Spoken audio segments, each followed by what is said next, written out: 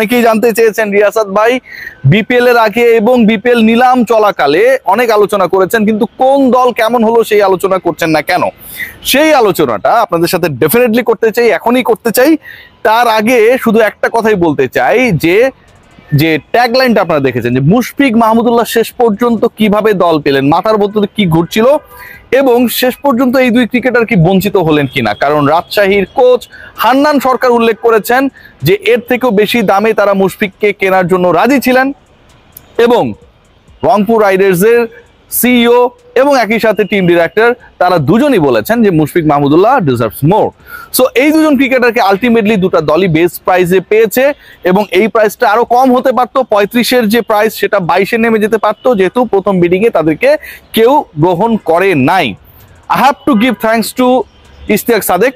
ইশতিয়াক ভাইকে একটা থ্যাঙ্কস দিতেই হবে যে আসলে যে ঘটনাটা ঘটেছে এখন এটা নিয়মের মধ্যে থেকে হয়েছে, এই নিয়ম ভাঙাটা কি ঠিক হয়েছে এটা নিয়ে একটা ডিফারেন্ট ডিসকাশন রয়েছে, কিন্তু দুজন ক্রিকেটারকে ডিসরেসপেক্ট না করে যখন ওই টেবিল থেকে বলা হয় যে আমরা আসলে তাদের অরিজিনাল বেস প্রাইস যেটা ক্যাটাগরি থেকে নেমে যাওয়ার পরে না, যেটা তাদের অরিজিনাল বেস প্রাইস 35 লাখ, সেখান থেকেই তাদেরকে বিট করতে চাই, তাদের কন্ট্রিবিউশনকে রেসপেক্ট করে আমার কাছে মনে হয় যে এটা একটা বড় এক্সাম্পল হয়ে থাকবে। আবার একই সাথে যদি আপনি মনে করেন যে আসলে নিয়মটা কেন ভাঙা হলো, এই নিয়ম কেন ভাঙা হলো সেই প্রশ্ন যদি আমরা নিয়মের মধ্য থেকে করি তাহলে এটাকেও আসলে সমর্থন করা কিছু তাই যে নিয়মটা আসলে তো ভাঙা উচিত হয় নাই। যাই হোক, যেটা যেই হোক না কেন, যেই ঘটনায় ঘটুক না কেন, and of the day Rangpur যে কাজটা করেছে পার্সোনালি আমি হ্যাপি উইথ দ্যাট এবং মুশফিক মাহমুদুল্লাহ ক্ষেত্রে এটা আসলেই বিশেষ বিবেচনায় করা যেতেই পারে। এক নাম্বার টপ টিম যেই দলটাকে আমি মনে করি যে যেই দলটা আলটিমেটলি এবারের বিপিএল এখন পর্যন্ত কাগজে কলমে, মাঠে যেহেতু নামে নাই, সবচেয়ে শক্তিশালী আনডাউটেডলি রংপুর রাইডার্স। আপনি যদি খেয়াল করে দেখেন এই দলে নুরুল হাসান সোহান, মুস্তাফিজুর রহমান, খাজা নাফি, সুফিয়ান মুকিম, এই যে ক্রিকেটারদের নাম আমরা দেখছি যারা ডিরেক্ট সাইন, এখানটায় আমার কাছে মনে হয় Rangpur they actually focus on captaincy and bowling department. কারণ খাজা নাফির ব্যাটিং নিয়ে আমার আসলে খুব বেশি আমি মানে কি বলবো যে ফ্যাসিনেটেড না, খুব বেশি কনফিডেন্ট না, মানে ওই রকম ভাবে কনসিস্টেন্ট পারফরমেন্স পাইনি। বাট মুস্তাফিজ কিংবা সুফিয়ান মুকিমের টেকটা আমার কাছে মনে হয়েছে it's a very good take এবং এই জায়গায় যিনি আসলে থিঙ্ক ট্যাঙ্ক হিসেবে কাজ করেছে তিনি একটা দারুণ মাস্টার স্ট্রোক খেলেছেন। নিলাম থেকে আপনারা দেখেন যে রংপুরের সবচেয়ে বড় দুইটা সাইনিং বা তিনটা সাইনিং যদি আপনি দেখেন, এখানটায় কিন্তু তিনটা গুরুত্বপূর্ণ নাম চলে আসবে। লিটন কুমার দাস মাত্র 70 লাখ টাকা আপনি তাকে পেয়েছেন। অনেকের বাকেট ছিল যে 1 কোটি হলেও লিটন কুমার দাসের জন্য বিডিং এ যাবে, কিন্তু শেষ পর্যন্ত কেউ যায় নাই। লিটন কুমার দাস ক্যাপ্টেন হিসেবে রোল প্লে করতে পারেন, কিপার হিসেবে রোল প্লে করতে পারেন, টপ অর্ডার ব্যাটিং ডিপার্টমেন্টে তিনি কন্ট্রিবিউট করতে পারেন। ক্যাপ্টেন্সি নুরুল হাসান সোহানি করবে, কিন্তু মাঠে আলটিমেটলি অনেক ক্ষেত্রে এই হেল্পগুলো দরকার হয়। বরিশাল কেন টানা 2বার চ্যাম্পিয়ন হয়েছে? কারণ মাঠে তামিম ইকবাল ছিলেন, মাঠে মুশফিকুর রহিম ছিলেন, মাঠে মাহমুদুল্লাহ রিয়াদ ছিলেন। এই যে এক্সপেরিয়েন্স ক্যাম্পেইনাররা যখন একটা দলে খেলেন তখন কিন্তু যে কোনো সিচুয়েশনে, যে কোনো মোমেন্টাম চেঞ্জিং এর যে ইস্যুসগুলো আসে তখন কিন্তু ডিসিশন মেক করাটা ইজিয়ার হয়ে যায়। সো ওই জায়গা থেকে Rangpur they are going to get a big advantage, কারণ তাদের দলে মাহমুদুল্লাহ রিয়াদ রয়েছেন, তাদের দলে তাদের ক্যাপ্টেন নুরুল হাসান সোহান রয়েছেন, ন্যাশনাল টিমে টি-20 ক্যাপ্টেন লিটন কুমার দাস রয়েছেন। লিটনের টেকটা অনলি 70 লাখসে আমার কাছে মনে হয় এটা একটা দারুণ মাস্টার স্ট্রোক ছিল। তাওহিদ হৃদয় 92 লাখ। হৃদয়ের পারফরমেন্স নিয়ে অনেক আলোচনা রয়েছে, সমালোচনা রয়েছে, ভালো রয়েছে, মন্দ রয়েছে, but end of the day BPL এ গত 3-4টা সিজনে যদি আপনারা দেখেন Tawhid Hridoy is a bigger performer. Sylhet যে দলটা ছিল সিলেট স্ট্রাইকার্স, সেখান থেকে হৃদয়ের পথ চলা শুরু হয়েছিল।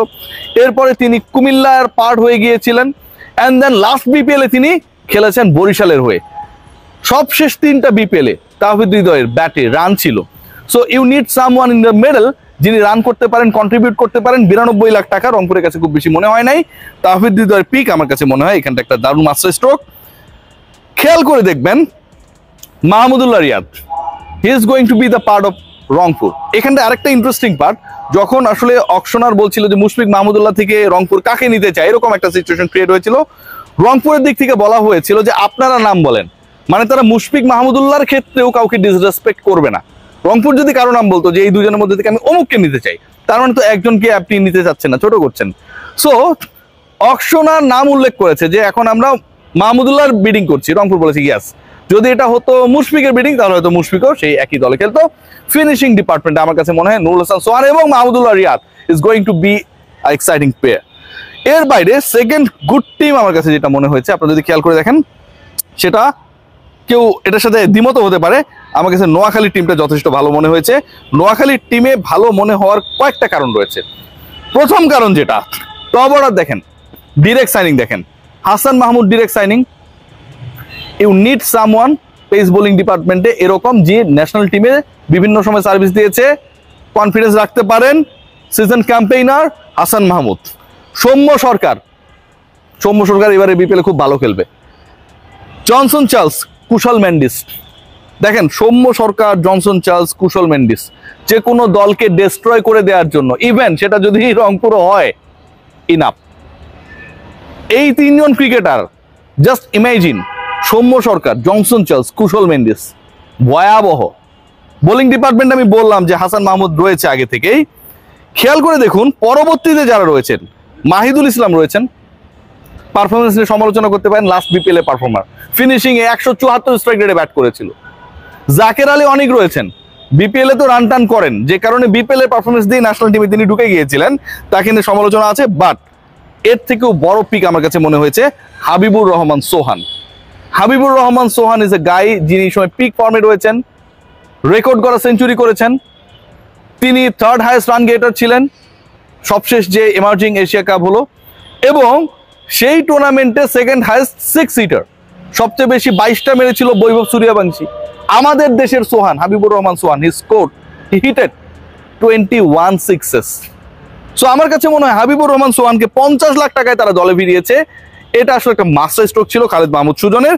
এবং ব্যাটিং ডিপার্টমেন্টটা যদি আপনি দেখার চেষ্টা করেন, আবারও বলছি, সৌম্য সরকার, জনসন চার্লস, কুশল মেন্ডিস, হাবিবুর রহমান সোহান, মাহিদুল ইসলাম অঙ্কন, জাকের আলী অনিক, ভাই এটা দারুণ একটা batting department actually they have build. এবং বোলিং ডিপার্টমেন্টও কিন্তু আমার কাছে মনে হয় যে যথেষ্ট সমীহ জায়গা নিয়ে বোলাররা এখানটায় রয়েছে। থার্ড ইম্পর্টেন্ট টিম, আমি 3টা টিম নিয়ে আলোচনা করব। যদি আমরা দেখি, আমার কাছে মনে হয়েছে সেটা ঢাকা ক্যাপিটালস। আমি রাজশাহীর কথা বলছি না কেন, সেই আলোচনাটা নিয়ে আলোচনা হতে পারে, বাট ঢাকা ক্যাপিটালসকে আমাকে মনে হয়েছে যে বেটার টিম। এখানকার সবচেয়ে ইন্টারেস্টিং পার্ট যেটা, নাসির সাব্বির ঢাকায় খেলছে। মানে আপনাদের ক্রিকেটের সাকিব আশরাফুলদের পরে যদি কোনো প্রেম থাকে বাংলাদেশের মানুষের, সেটা নাসির এবং সাব্বির। এবং এই দুজন ক্রিকেটারকে কেন্দ্র করে ঢাকা যখনই খেলতে নামবে, সারা বাংলাদেশের মানুষ ঢাকার সাপোর্টার টিম হিসেবে হোক আর না হোক, এই দুজনের জন্য ওই মুহূর্তে ঢাকাকে সাপোর্ট করবে। এই দলে তাসকিন আহমেদ রয়েছেন, নাসির, সাব্বির, তাসকিনের মতো ক্রিকেটার রয়েছেন, অ্যালেক্স হেলস,